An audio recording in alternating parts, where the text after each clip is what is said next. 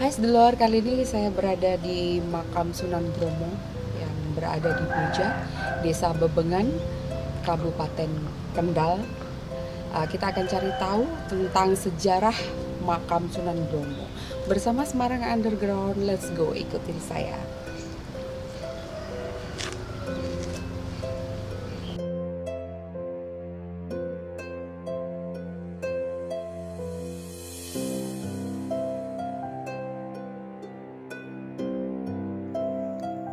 Bagi warga Nahdien, berziarah ke makam leluhur atau makam para wali dan ulama sudah menjadi tradisi dari generasi ke generasi yang masih dilestarikan hingga kini.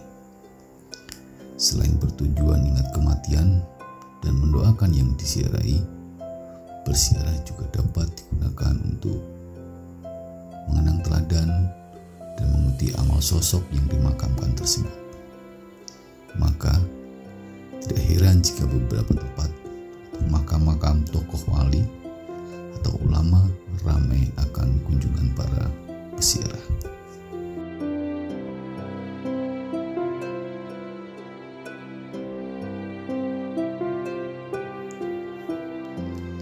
Adalah putra bungsu dari Kiai Silapadra yang bernama Bagus Haji.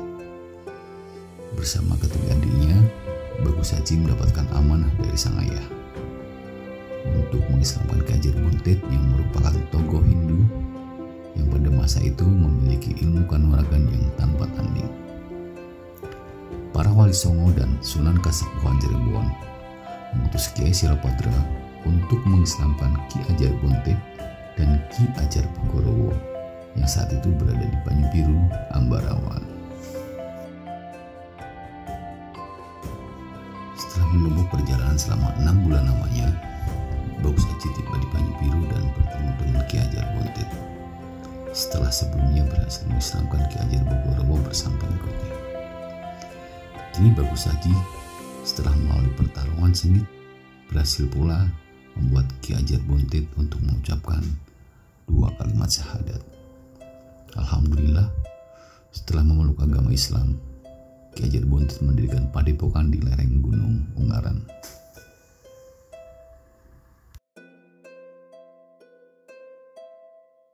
Hai sedulur, Assalamualaikum warahmatullahi wabarakatuh. Selamat siang. Kali ini saya berada di makam Sunan Bromo dan saya bersama juru kunci ada Mbah Sumarno. Sugeng siang Mbah. Sehat Mbah?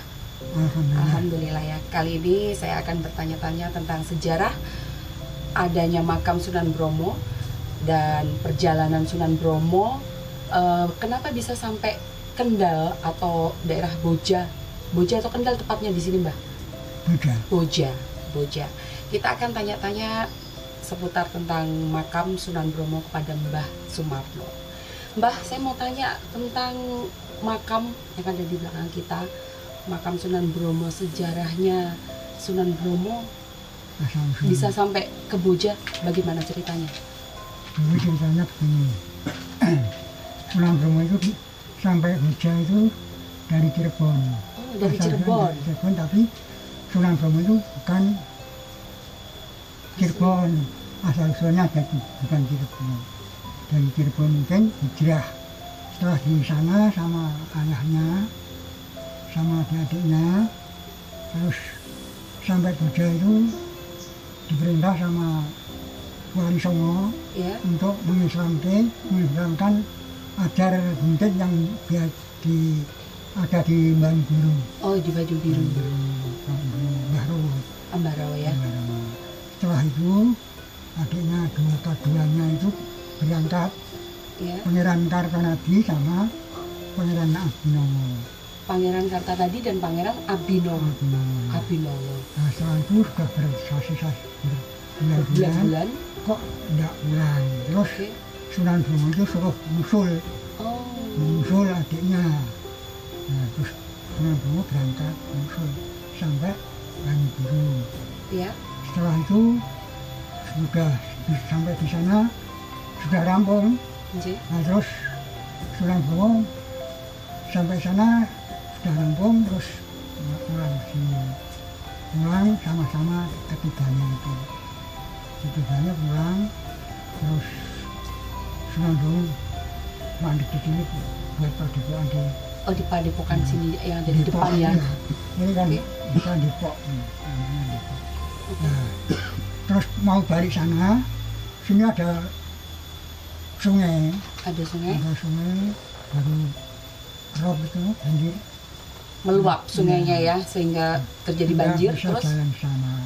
Nah, terus mubang di situ, terus balik sini terus sok ben rajaning zaman desa ini tak jenengi desa Bebengan itu. Sehingga terjadi cerita ada namanya desa Bebengan. Iya, jadi Bebengan itu salah ini kelurahannya Bebengan. Itu perjalanan Sunan Bromo ya Mbah ya dari kota. Nah, yang satu pulang buat padepokan di Ungaran, Ungaran Kartonadi.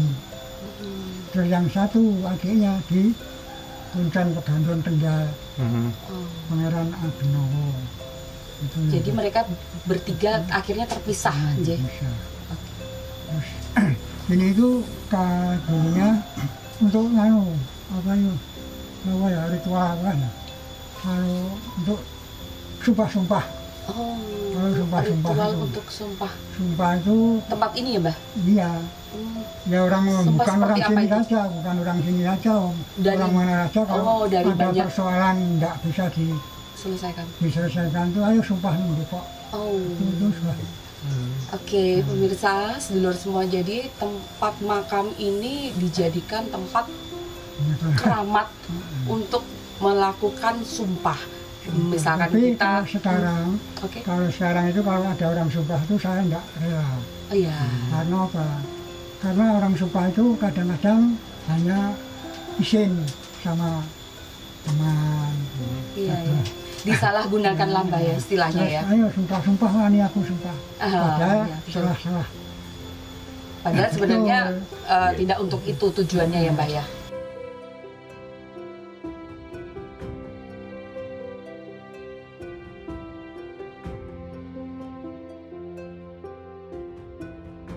Tahun 64, wah itu sudah cukup lama sekali.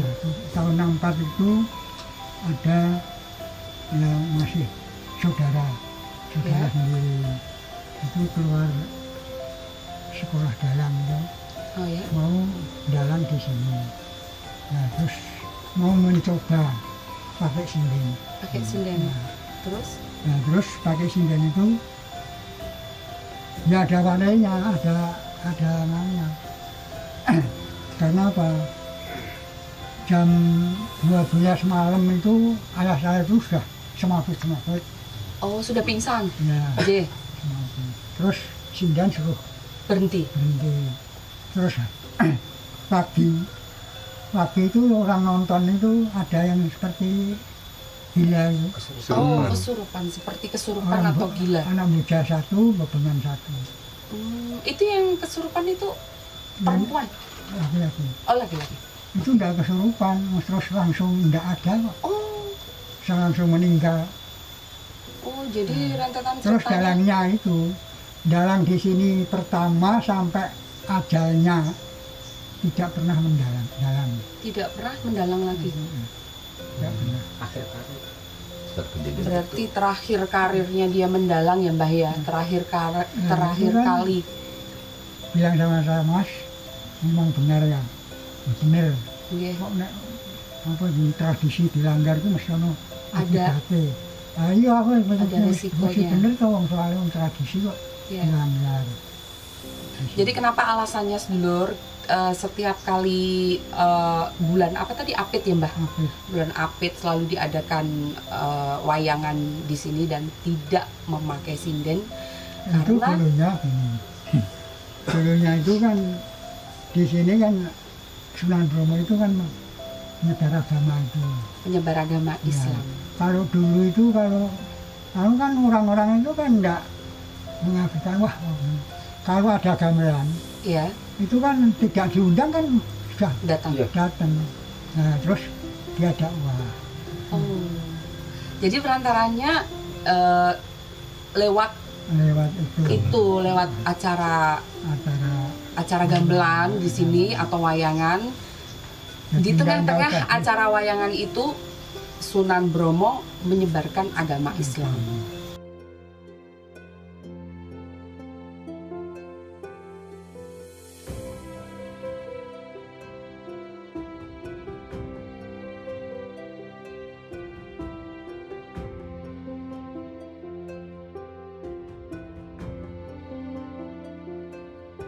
Oke sedulur, kita sudah berada di depan makam Sunan Bromo dan seperti ini tempatnya. Di sini banyak sekali terdapat lambang ya Mbah ya, bisa dicek lambang. Ada beberapa lambang di sini, ada katak, juga ada ini apa Mbah? Macan, juga ada naga, sama kelabang. Oke Mbah, lambang-lambang yang ada di depan ini cerita satu-satu mungkin bisa saya.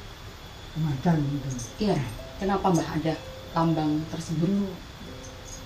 Sunan Bromo itu membuat pelambang macan, kodok, dan ular. Iya, naga. Dan itu macan itu kan hewan yang buas galak. Iya, yang buas. Ini minta sama Allah. Minta sama Allah itu dia depo. Jadi semua orang yang jaruh di sini itu minta sama Allah itu harus DP seperti ini. Jadi tidak mau derajat pangkat miskin, harusnya kalau minta sama Allah ya depo itu kalau orang bersila. Oh, bersila. Itu cerita lambang dari macan itu ya Mbah ya. Terus kodok itu ya minta itu sampai bentuk perutnya. Oke. Terus Mbah, satu lagi ini naga. Naga. Itu kalau minta sama Allah itu tidak boleh kesana kesini, harus ngadep deket satu. Oh, harus satu arah, satu tujuan. Satu tujuan. Iya. Terus kelabang sendiri Mbah, kalau kelabang itu harus berani. Oh, harus berani. Berani itu ya berani ngalah. Berani ngalah. Ya, Lapar. Tirakat. Itu ceritanya ya. Jadi setiap lambang yang ada di depan makam Sunan Bromo ini menggambarkan cerita tersendiri, bahwa misalnya kalau kita meminta kepada Tuhan, benar-benar kita harus fokus seperti yang diceritakan Mbah.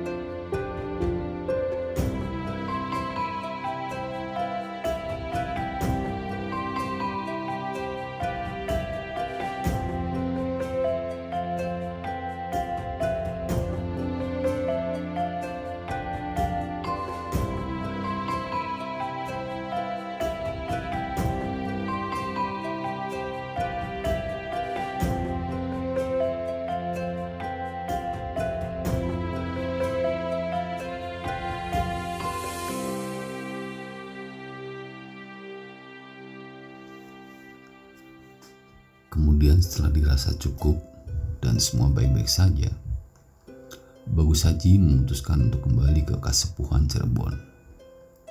Dalam perjalanan menuju Cirebon, Bagus Haji selalu menyampaikan syiar Islam dan banyak membangun desa seperti Bebengan, Pelantukan, Sikincing, Saringgit, Sawah Saringan, Siblimbing, Silombo, dan beberapa desa lainnya.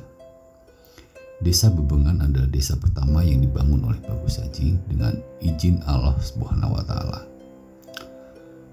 Hal ini berawal ketika Bagus Haji terjebak banjir bandang dan dia hanya bisa berputar-putar, atau dalam bahasa Jawanya disebut upeng-upengan di aliran air, tanpa bisa keluar dari sungai tersebut.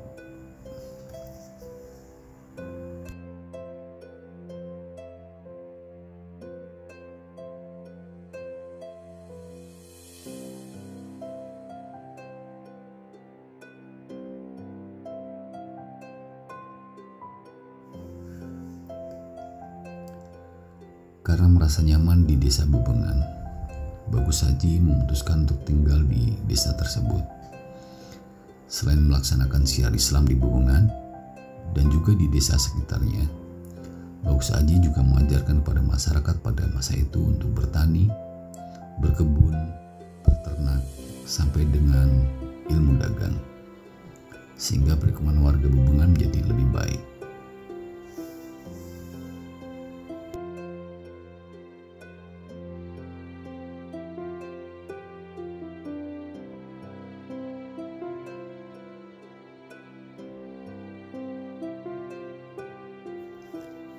Sampai dengan beliau wafat, Bagus Haji tidak memiliki istri, dan semasa hidupnya Bagus Haji minta kepada pengikutnya jika kelak dia menghadap Allah Subhanahu wa Ta'ala, minta dimakamkan di Bebengan, dan berpesan bahwa jangan sampai ada seorang wanita pun yang menengok makamnya. Bagus Haji atau Sunan Bromo meninggal pada hari Selasa bulan Apit, Zulkaidah, dan sampai saat ini masih diperingati oleh masyarakat sekitar ataupun peziarah.